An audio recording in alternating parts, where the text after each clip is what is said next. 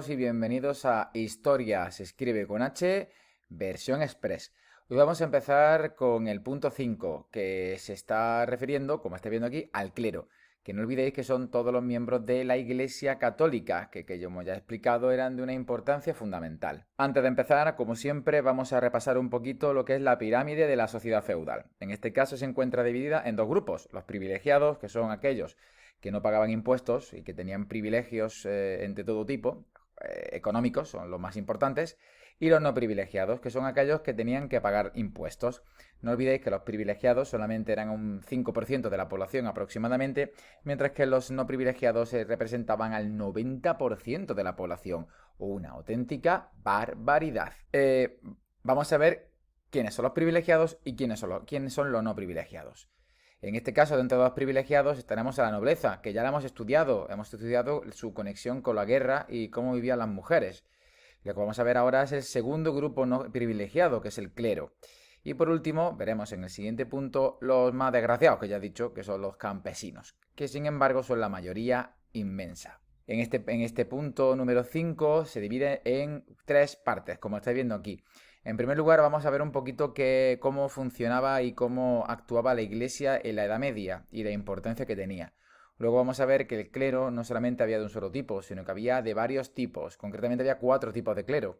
Y por último vamos a estudiar cómo se vivían a los monasterios durante la Edad Media, que ya lo digo yo que no se vivía demasiado bien. Por lo menos mucha luz no había. Bueno, ¿qué era el clero?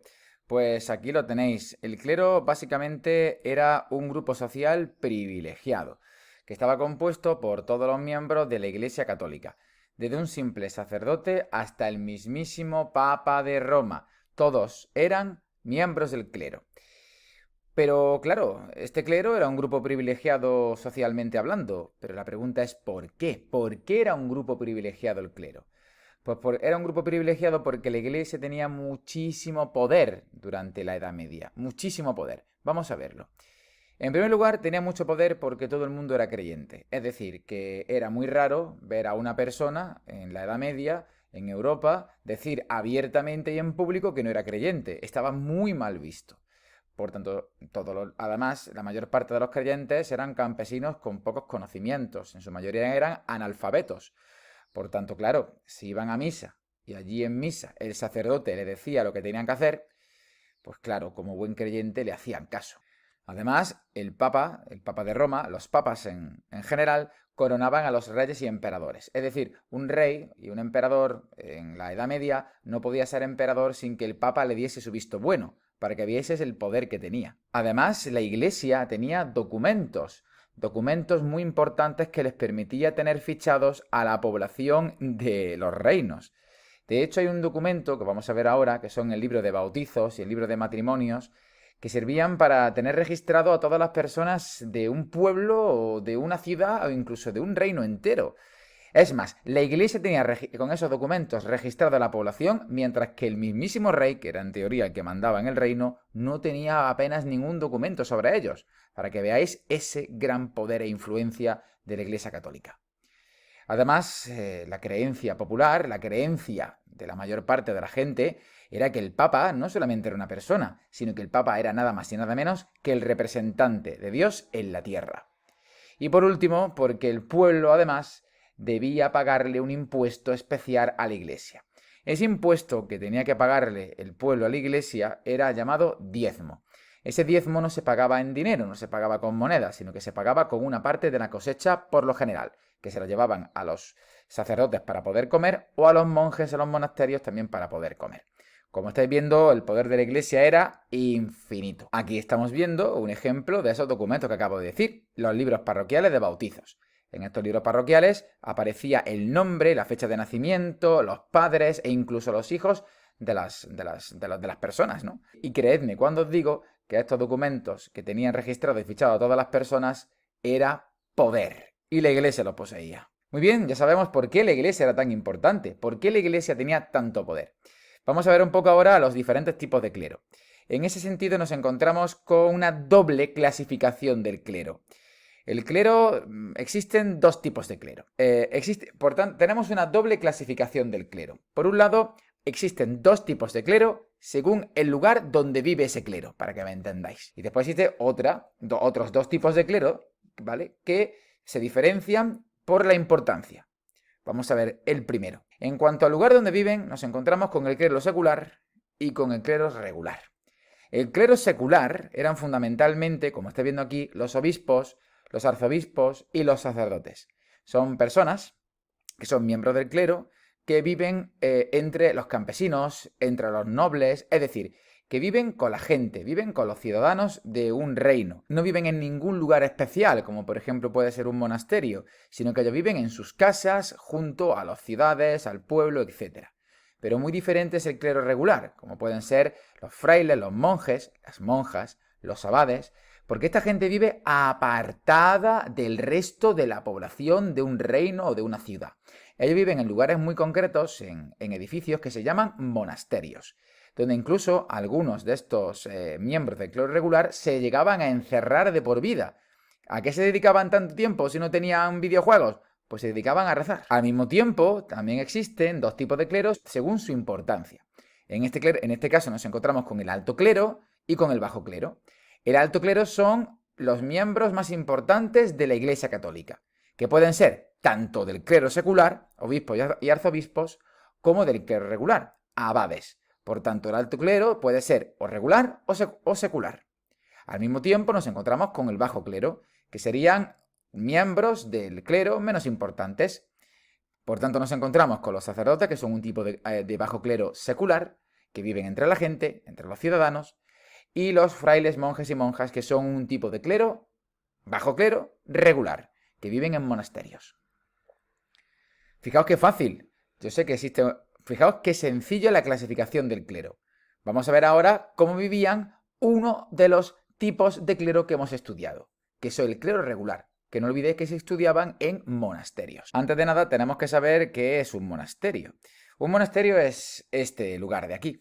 Es un lugar donde vivían los monjes de clero regular, ¿vale? Aquellos que no vivían junto con el resto de las personas, sino que se iban a orar y a rezar al campo, fuera del tumulto, fuera de, pues eso, fuera de la ciudad principal. Y vivían aquí a una especie como de edificios que tenía una iglesia, que también tenía lugares para comer, para escribir, para rezar, obviamente, que se llaman monasterios. Estos monasterios, como por ejemplo este de aquí, fueron fundados por órdenes de monjes. Repito, órdenes de monjes regulares. Uno de los primeros y más importantes, una de las primeras y más importantes órdenes de monjes eran los llamados benedictinos, como por ejemplo estamos viendo aquí. Estos benedictinos, pues su fundador, al ser benedictinos, era un santo llamado San Benito. Y este San Benito, además, tenía un lema que estos benedictinos van a seguir a rajatabla. El lema bastante curioso, os lo voy a enseñar. Su lema era ora et labora. En pocas palabras, reza y trabaja. Imaginaos cómo era la vida de un monje benedictino desde que se levantaba hasta que se acostaba todos los días del año, ya que apenas había o prácticamente no tenían vacaciones. Pues ora et labora las 24 horas. Vamos a ver un poquito cómo era la vida en un monasterio. En primer lugar, como estáis viendo aquí, en los monasterios había lugares donde los monjes podían dormir. Como estáis viendo aquí, había dormitorios. Esos dormitorios, como estáis viendo aquí, eran bastante humildes. Fijaos si eran austeros y tenían pocos muebles, que el nombre que recibían estos cuartos para los monjes eran celdas. Sí, como las celdas de las cárceles. Independientemente de eso, los monjes se despertaban muy temprano para rezar. Sí, para rezar. Se despertaban pues a las 7 de la mañana, a las 6 de la mañana. Era una vida bastante dura, ¿eh? No estaban ahí de vacaciones. Cuando acababan de rezar, estos monjes se iban por lo general a trabajar. No olvidéis lo de hora et labora. ¿Y dónde trabajaban? Bueno, algunos de estos monjes regulares trabajaban en el huerto, como estáis viendo aquí. Vemos aquí los huertos, el molino. Básicamente se dedicaban a la agricultura. Por lo general, los monjes cultivaban la comida que ellos posteriormente iban a comerse.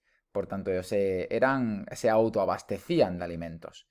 El trabajo era bastante duro y duraba prácticamente desde por la mañana cuando acababan de rezar hasta la hora de comer. En ese sentido, cuando llegaba la hora de comer, iban a un lugar concreto del monasterio que estáis viendo ahí, que se llama refectorio. El refectorio era algo así, como estamos viendo.